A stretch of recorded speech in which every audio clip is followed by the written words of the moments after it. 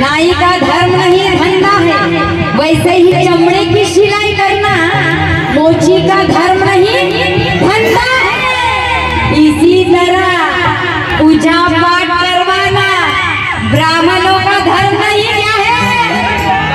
क्या है? मी नहीं म्हणत, ऐसे ज्योतिबा फुले म्हणतात म्हणून म्हणायचं अरे शिवराया या ज्योतिबा ना शूद्र म्हणून